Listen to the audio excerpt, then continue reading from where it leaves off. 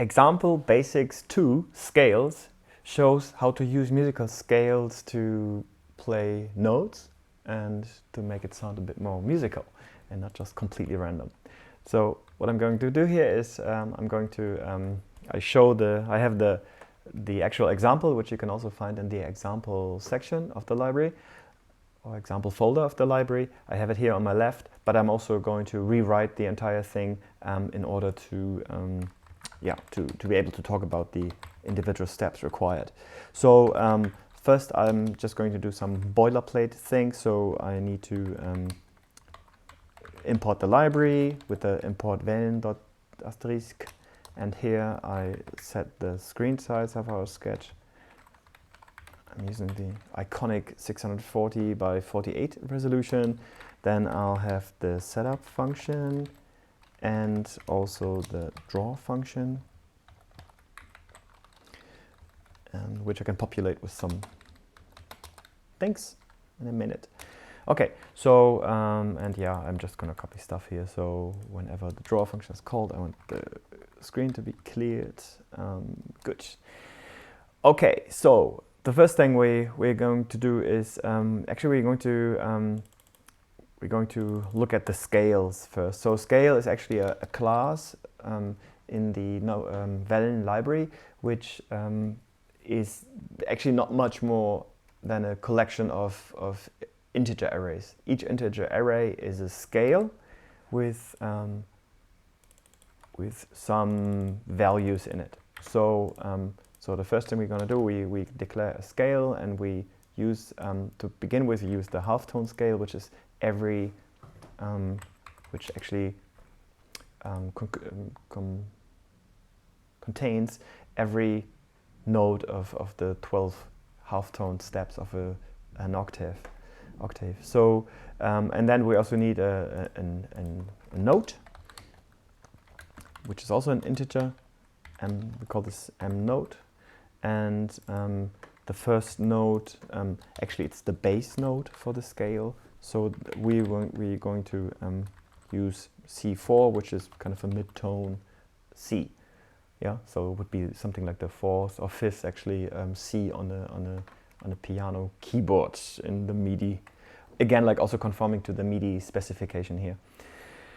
Actually, this thing here, note C4, is just a value. I'm just guessing now, but it could be like 48 or something, just an integer number.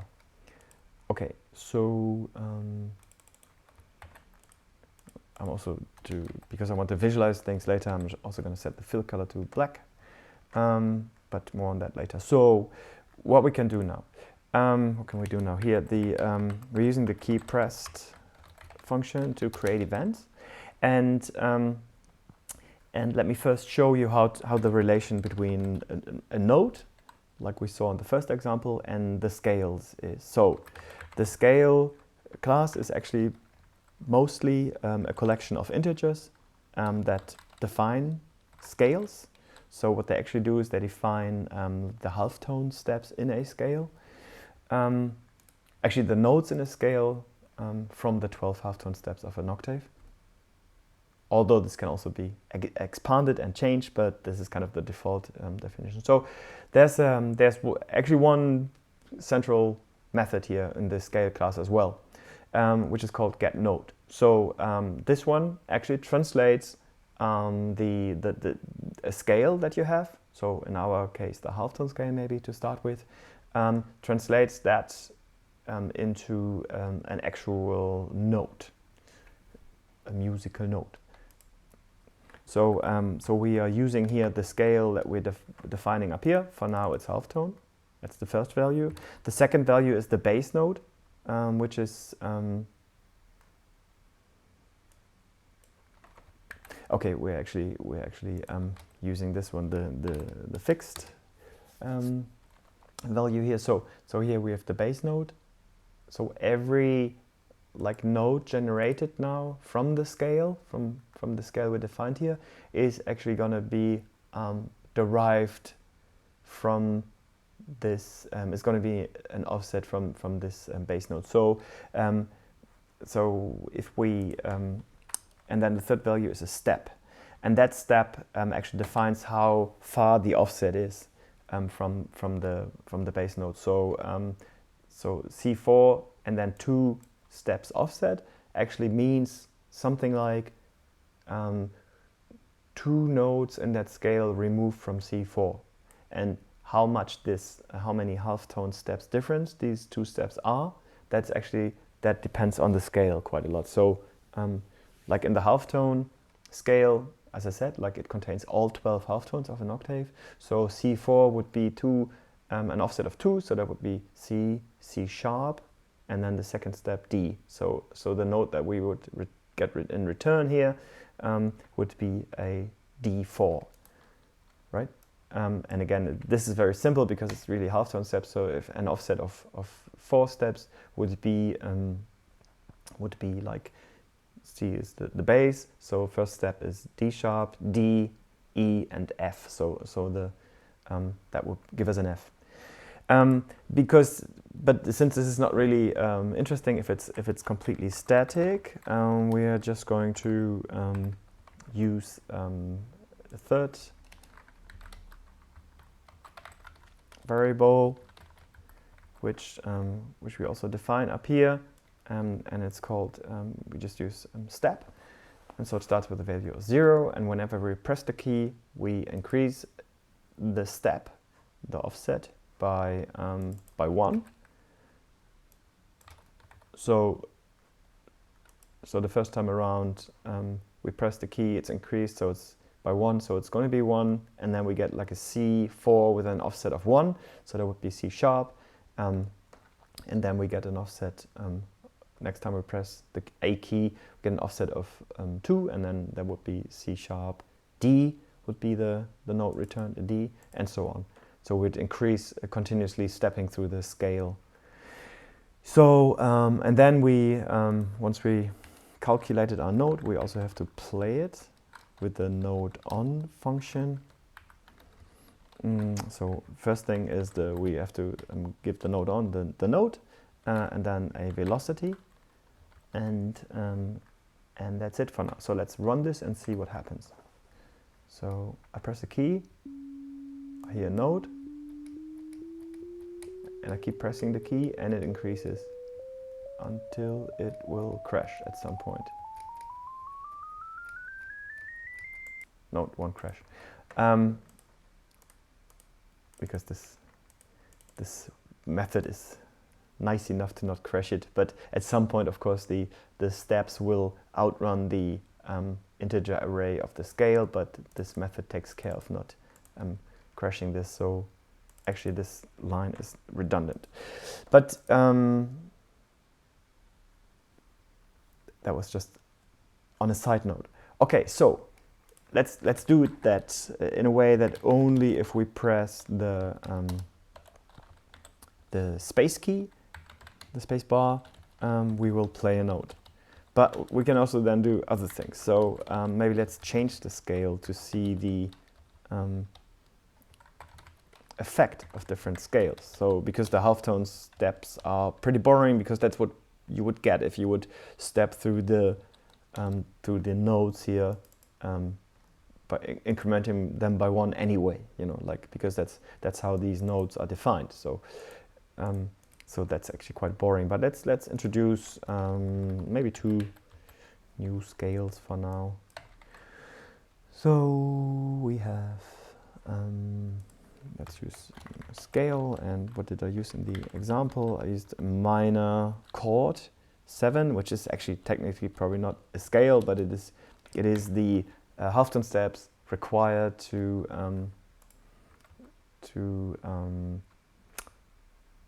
play something like a, not the ID, but like this. So that contains the halftone steps required to pick the right notes from all the halftones of an octave to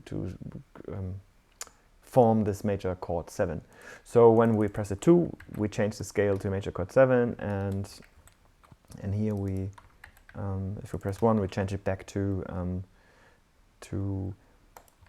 the halftones, the boring halftone steps again. So let's see what happens when we play it. So whenever I press space now.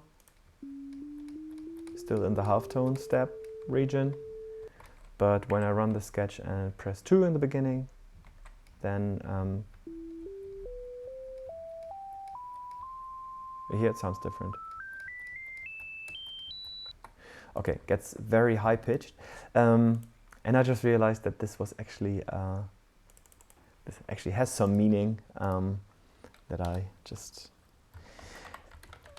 didn't realize in the beginning. So, what this line actually does, it takes care of the step, the offset here, you know, being wrapped around once it reaches a certain value.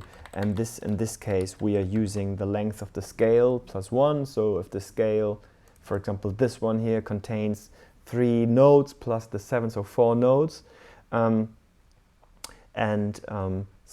My step will always run between 0 and 4 notes plus 1, 5, and will always be wrapped between 0 and 4, so that we don't get these high pitches that we were hearing earlier. So let's run this with this. Let's run the sketch with that one line again, and then we hear.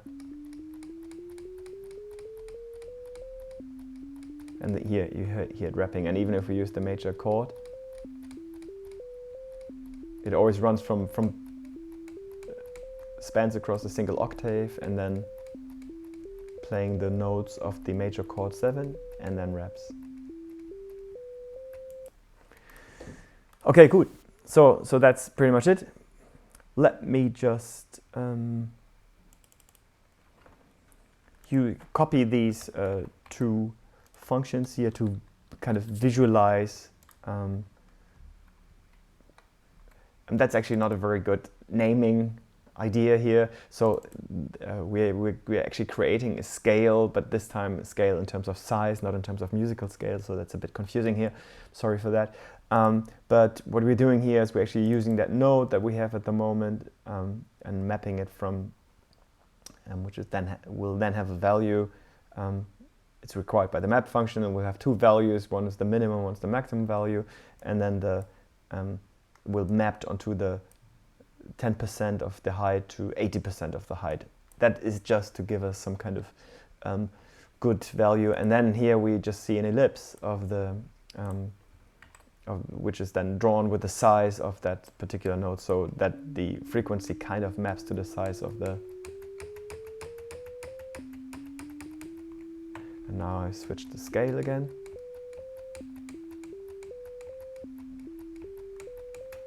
And here you can kind of also now see the intervals, the distances between the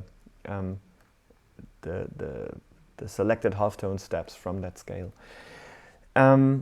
Maybe one tiny little tweak. As you were hearing now, the note continuously played because we would need to send a tone off if we want to turn the note off, which we could do, but that would require a second call and specifically also a second event to send this note off. So to make this a little bit simpler, we can actually supply the note on function with a third value, after the second value, a third value, which specifies a kind of an automatic trigger to send a note off command. So in seconds. So if we say, okay, point, what did we pick here?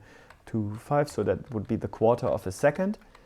Yeah, and it means now play the note at this pitch, at this volume, this velocity with the duration of a quarter second, and then turn it off again. Internally, it will actually send a note off event once this quarter second is passed. So so let's run this, and then we hear it will just be sounding a tiny little bit better, I think.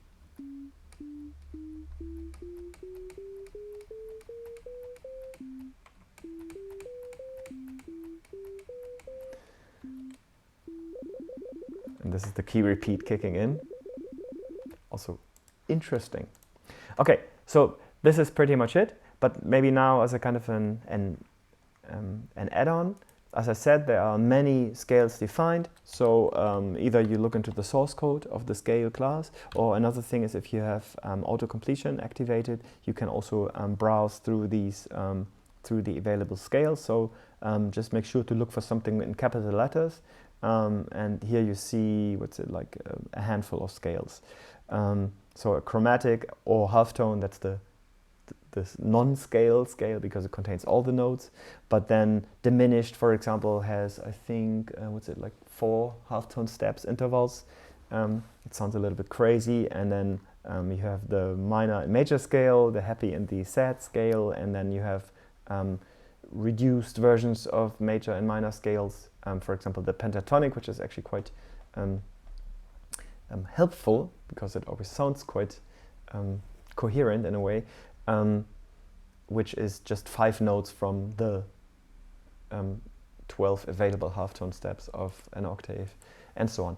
But what you can also do, and that's something I want to show now, is you can also you can also define your own scales.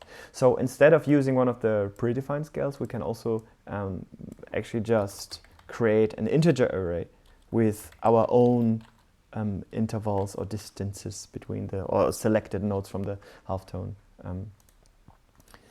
spectrum. So we start with the bass note. So the first note in our scale is actually the bass note that we put in here. And then we can do, for example, use the 5th and the 7th note. So we would have like a scale with 3 entries. So maybe let's just try this. So I press 3 and then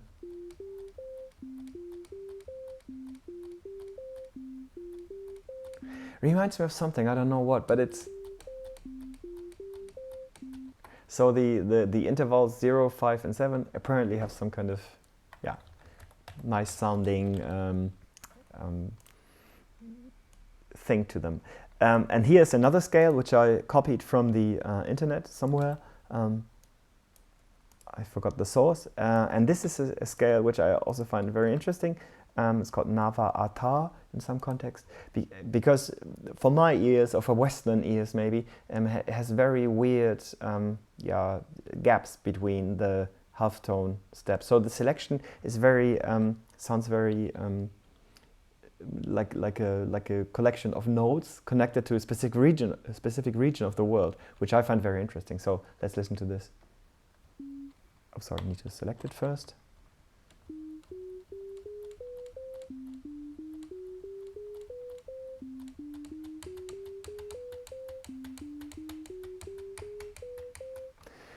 So you might you might think that this sounds like an Eastern scale, for example, something Indian or maybe Arabic. I'm not exactly sure here, but it's definitely has an interesting, uncommon collection of halftone of notes actually from a scale to a normal Western ear. So so this is, but it also illustrates, of course, how to use your own selection of halftone steps from an octave to create your own scale. By the way, just as a side note, I don't know if you've figured this already, but here with the steps, you can of course choose one of these. Essentially, you choose one of these notes from that scale array. But if you choose a step that is bigger than the amount of available notes in here. So for example, so this one contains 1, 2, 3, 4, 5, 6, 7. So for example, if this step would be like 9, it actually wraps around. So what it would return is, so if I say give me the step offset of 9, it goes 1, 2, 3, 4, 5, 6, 7, 8, 9, so it gives me 2. But since that's the way scales are defined, as something that lives within an octave, this wraparound is actually reflected by adding an octave to the offset. So I wouldn't just get a 2 in return, for requesting 9 steps offset, but I would get a 2 plus an octave, and an octave is 12 halftone steps, so the resulting value would be 14. So maybe to illustrate this, so if I just comment out this line here again and run the sketch, and now I choose the major chord 7, because it only has 3, 4 halftone steps. So here, So that's now the end of the scale, and now I keep increasing the offset, yeah, and now it wraps around, but doesn't jump back to the lower note again, but adds an octave to it. So until it gets super high pitch, and then I don't know actually know what happens really. Something inaudible happens. Okay, but this pretty much concludes the illustration of how to use scales. And again, there's a few predefined ones. There are many more musical scales available, but you can also just create your own set of notes. And of course, you can also misuse this concept to, I don't know, have very weird number collections here that just produce some kind of result. So make sure to also experiment with this functionality. Okay, that's it for now.